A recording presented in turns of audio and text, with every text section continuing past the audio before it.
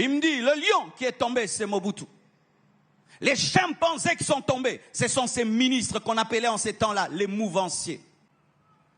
Et un autre, on l'appelait King Kester, Emenea. C'est lui qui a fait qu'on parle comme on parle là. Yo sananga yo kebano kutana yo mbendre moroboe. Et il m'a parlé de Wemba. Wemba. Pas l'homme, mais un esprit était derrière Wemba. Cet esprit qui a fait de nous les Congolais des sapeurs. Des gens qui s'habillent à 10 000 $, mais il n'a rien dans le compte en banque. Même dans le ministère, on ne copie pas. Un jour, je vois un homme de Dieu. Il a une église de 300 personnes. Et me parle du bishop Sanogo. Il dit, mais, il enseigne quand même bien, hein, mais je ne vois rien là-bas. Je dis, vraiment, toi, t'es fou. Tu n'as même pas le 1/100 de ce qu'il a. Tu te permets d'ouvrir la bouche. Nous critiquons même des gens qui nous dépassent. Tu es piéton, tu critiques celui qui a une voiture. Tu es pauvre, tu critiques le riche. Tu critiques des choses que tu n'as jamais eues, que tu ne comprends pas, où tu n'es jamais allé. Tu vas chez Oyedepo et tu critiques le ministère de Oyedepo, alors que toi, tu n'as même pas 2 églises. On est comme ça. Pendant que je prêche, vous êtes en train de critiquer ma prédication. Tu boudes celui que tu allais écouter. Mais pourquoi alors tu es venu? Emenea. Oui, et tu te plais à dire, moi je ne crois à personne, moi je crois aux gens difficilement, parce que toi tu es qui? Tu es qui? Tu te trouves extraordinaire sur base de quoi? Ce n'était pas un grand chanteur, mais il boudait même les gens qui chantaient mieux que lui.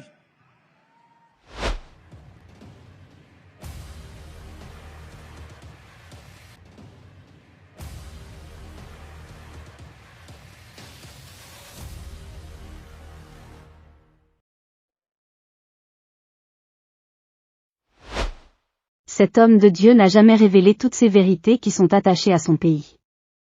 Ces révélations ont laissé tout le monde sans mots alors qu'il était en pleine conférence. Salut et bienvenue dans cette nouvelle vidéo. Vous êtes nouveau à la plateforme, n'hésite pas de t'abonner et d'activer la cloche de notification pour rester connecté aux différents contenus chrétiens que nous publions pendant toute la semaine. Cependant, cet enseignement a interpellé la conscience de tout citoyen congolais. C'est à travers d'une grande conférence en République démocratique du Congo, dénommée Équilibre 2023, avec comme thème principal, le développement de la nation par l'Église. En effet, alors qu'il était du haut de sa chair devant des milliers de personnes au présentiel et au distanciel, l'homme de Dieu a fait savoir des vérités comment sa nation qui est la République démocratique du Congo, demeure toujours dans l'ignorance et à l'immaturité. Tout en démontrant par plusieurs exemples des différentes personnes qui ont marqué leur temps dans la République démocratique du Congo, à l'occurrence le président Mobutu, l'artiste musicien Papa Wemba et King Kester. Restez jusqu'à la fin de la vidéo et n'oubliez pas de nous dire dans le commentaire vos différents propos après l'avoir écouté ces révélations. Merci pour votre attention et l'on vous dit à la prochaine publication, restez connectés sur la chaîne God Blessed 243 pour plus des révélations chrétiennes. Et voici des choses que j'ai connues. Il y a très longtemps, j'étais jeune, je pense j'avais 17 ans ou 18 ans. Un jour, j'ai jeûné pour le pays. 2 jours à sec, sans boire ni manger. C'était ma première rencontre avec le serpent. Mes frères, je faisais des jeûnes pour recevoir l'onction, des jeûnes pour faire des miracles, des prodiges. Je n'avais pas de telles expériences. Je fais un jeûne de 2 jours à sec. Le 2e jour, je suis fatigué et je dors par terre. Mes frères, je vois un serpent tout noir sortir du plafond, commencer à descendre, à descendre, à descendre vers moi. Plus il descendait, plus il voulait me paralyser. Et j'ai dit, Jésus, ce serpent a disparu. Et je me suis dit, je suis en train de prier pour le pays. Et en ces temps-là, mes frères, prier pour le pays, c'était quelque chose de tertiaire, de secondaire. Mais j'étais poussé par l'esprit à le faire. Mais je n'ai jamais oublié. J'ai prié pour le pays et un serpent est venu pour me mordre. Et je l'ai chassé au nom de Jésus. Et alors, mes frères et sœurs, lors de l'entrée de l'AFDL, lorsque le père Kabila a pris le pouvoir, voici ce que j'ai vu. J'étais un jeune de 23 ans, je crois. J'habitais encore chez mes parents. Je crois que j'avais 23 ans ou 24 ans. On avait un voisin du quartier qui avait disparu. Et lorsque l'AFDEL prend le pouvoir, on regarde la RTNC, c'était notre voisin qui parlait et disait « Nous avons pris le pouvoir, nous avons chassé Mobutu ». Et je regardais, nous tous dans la maison, on disait « Oh, mais c'est Papa tel, oh, mais c'est pas vrai ». Donc il était avec eux. Mais, mes frères, ils parlent comme ça à la télévision. Le soir, une belle voiture rouge gare devant notre maison. Quelqu'un sort, c'était lui. Celui qui avait parlé à la télévision, 10 ans qu'ils ont pris le pouvoir, est venu nous visiter. Frères et sœurs. Et vous savez, il a dormi où? Il a dormi dans ma chambre. Il a dit, je vais dormir ici, il est trop tard, je préfère dormir chez vous. Et je lui cède ma chambre. Et quand je vais prendre ma Bible pour aller la méditer, l'Esprit de Dieu me dit, laisse cette Bible à son chevet, il la lira. Et je la laisse fermer. Et je vais dormir au salon. Et là, mes frères, je dors et j'ai une vision. Je vois ceci, mes frères. Je vois un lion qui tombe. De ce lion sort un chimpanzé. Le chimpanzé tombe. Du chimpanzé sort un serpent. Et ce serpent commence à ramper. Il va vers lui qui était dans mon lit. Et va le mordre. Et automatiquement, le Saint-Esprit m'explique. Il me dit, le lion qui est tombé, c'est Mobutu. Les chimpanzés qui sont tombés, ce sont ces ministres qu'on appelait en ces temps-là les mouvanciers. Mais le serpent qui était dans le lion, le serpent qui était dans le chimpanzé, lui n'est pas tombé. Et il viendra et il mordra ceux-ci qui viennent de prendre le pouvoir et ils vont vous ramener au lion et au chimpanzé. Alors que tout le monde disait tout a changé. Je savais qu'on n'était pas sorti de l'auberge parce que chasser le lion, ce n'est pas ce qui change une nation. Chasser les chimpanzés, ce n'est pas ce qui change une nation. C'est couper la tête du serpent, la cupidité, le tribalisme, l'impudicité, la mégestion. On peut changer 1000 présidents, on peut faire des coups d'État et des coups d'État, chasser tous les ministres. Tant que nous-mêmes en nous, nous aurons l'impudicité, la cupidité, la mégestion, le tribalisme, ce même serpent nous changera en chimpanzé et en lion. C'est le serpent qui engendre des lions et qui engendre des chimpanzés. Un jour, je vais à Bruxelles prêcher et puis des combattants viennent me voir. Oh Marcelo, comment tu ne parles pas de la nation? Nous aimons la nation, nous aimons la nation. Pourquoi tu ne parles pas de la nation? Et puis je leur ai dit, vous qui voulez prendre le pouvoir, êtes-vous meilleur que ceux qui dirigent maintenant? Si en vous, c'est la cupidité qui vous motive, l'orgueil, la rivalité, vous aussi avoir des maisons, avoir des voitures, vous ne nous sortirez pas de là. Vous êtes pareils. Ils m'ont regardé, ils m'ont laissé partir. Pourquoi tu veux diriger ce pays? Pour avoir des voitures, pour avoir des maisons? Ou parce que tu as un rêve, tu as une passion? Nous aimons critiquer ceux qui sont au pouvoir. Nous sommes comme eux. Mais nous n'avons pas le temps de manifester le serpent qui est en nous. Regarde comment tu es un professeur et tu couches avec des élèves. Regarde déjà, tu es un chef du quartier. C'est que tu fais dans le quartier. Là où Dieu t'a donné de l'autorité. Comment tu te comportes? Tu es un serpent. Ah, donne-moi l'amen. On loue des bus à 500 francs. Et quand les gens veulent entrer dans ces bus, le chauffeur dit, ce n'est plus 500 francs, c'est 1000 francs, 1500 francs. Serpent que tu es. Serpent que tu es. Tout d'un coup, tu veux faire de l'argent sur le dos des gens qui viennent de prier. Tu n'as pas honte. Et puis tu dis, oh les dirigeants, toi-même, tu diriges mal ton bus. Et si tu ne diriges pas bien ton bus, comment tu peux diriger la RDC? Donne-moi un amen. Si on ne parle pas ainsi, il n'y aura pas d'aurore pour le peuple. Il y a des choses qui doivent s'arrêter.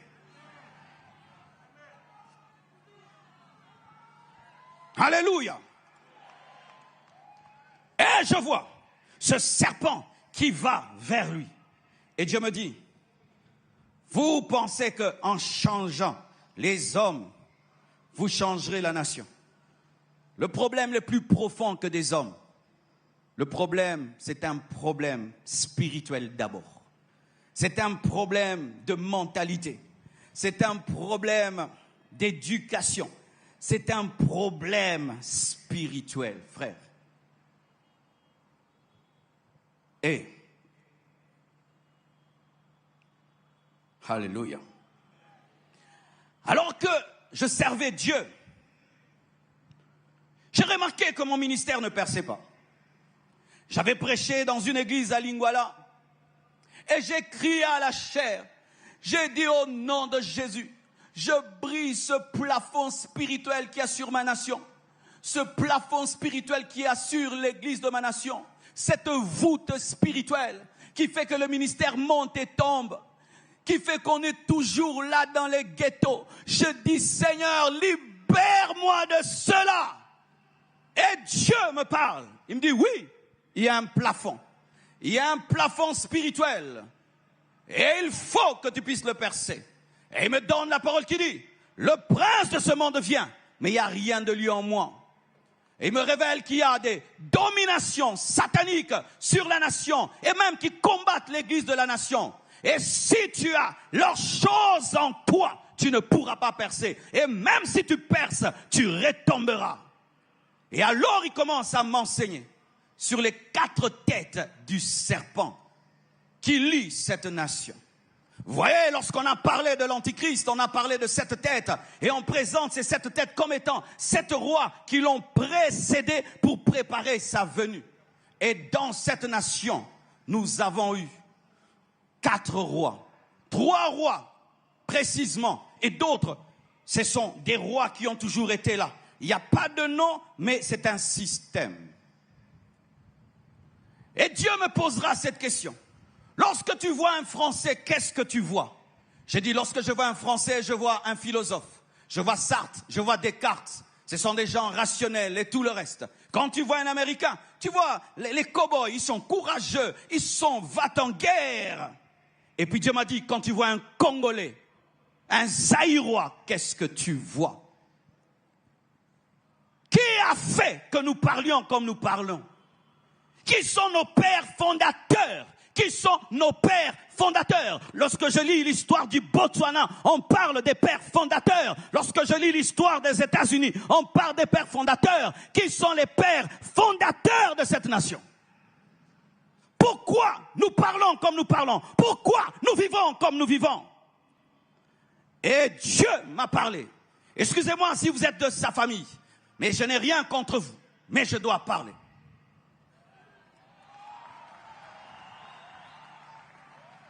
Et il m'a parlé de Wemba. Wemba. Pas l'homme, mais un esprit était derrière Wemba. Cet esprit qui a fait de nous, les Congolais, des sapeurs.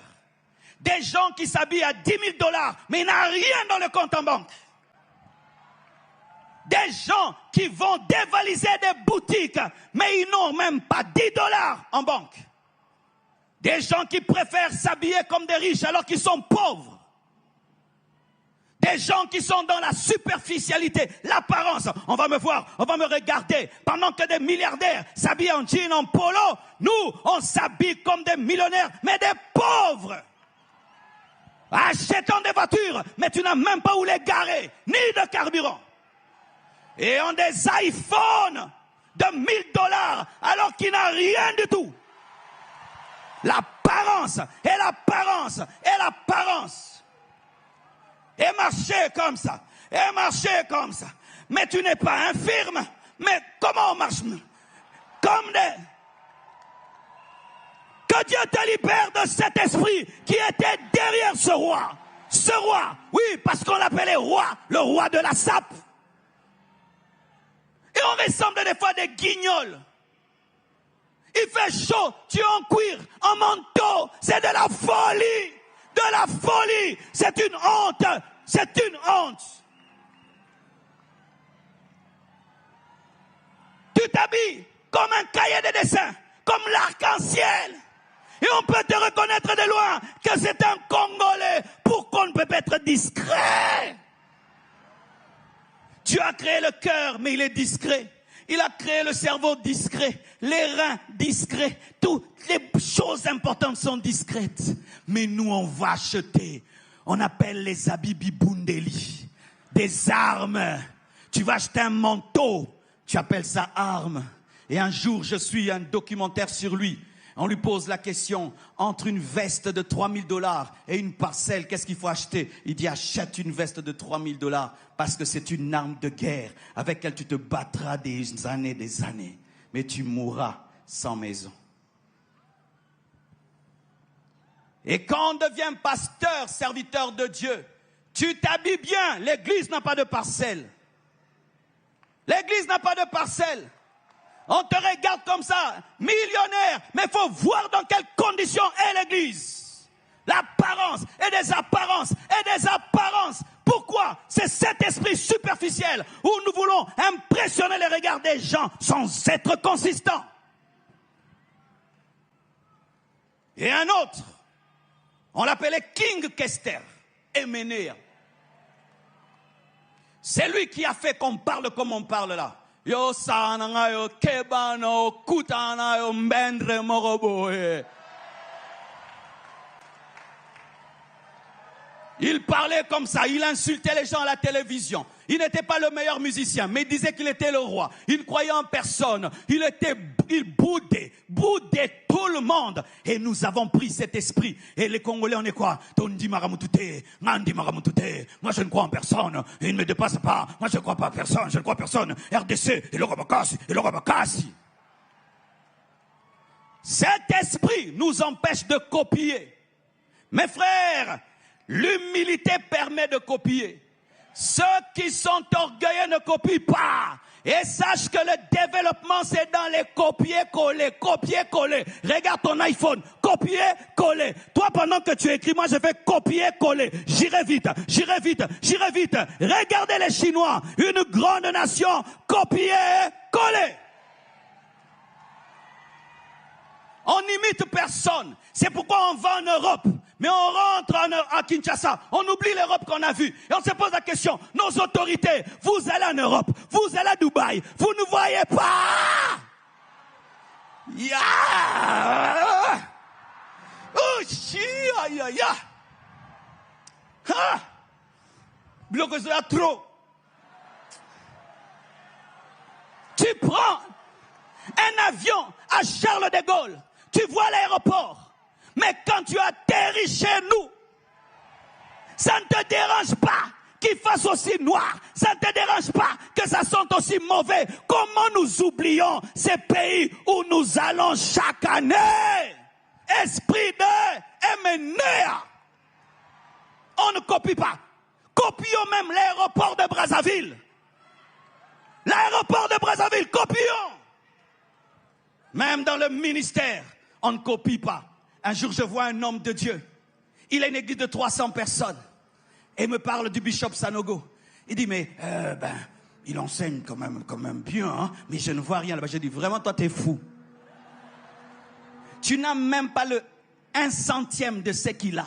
Tu te permets d'ouvrir la bouche. Nous critiquons même des gens qui nous dépassent. Tu es piéton, tu critiques celui qui a une voiture. Tu es pauvre, tu critiques le riche. Tu critiques des choses que tu n'as jamais eues, que tu ne comprends pas, où tu n'es jamais allé. Tu vas chez Oyedepo et tu critiques le ministère de Oyedepo. Alors que toi, tu n'as même pas 2 églises. On est comme ça. Pendant que je prêche, vous êtes en train de critiquer ma prédication.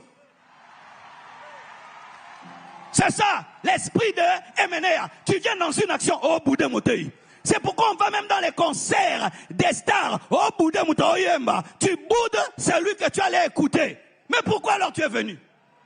Emenea. Oui, et tu te plais à dire, moi je ne crois à personne, moi je crois aux gens difficilement. Parce que toi tu es qui? Tu es qui?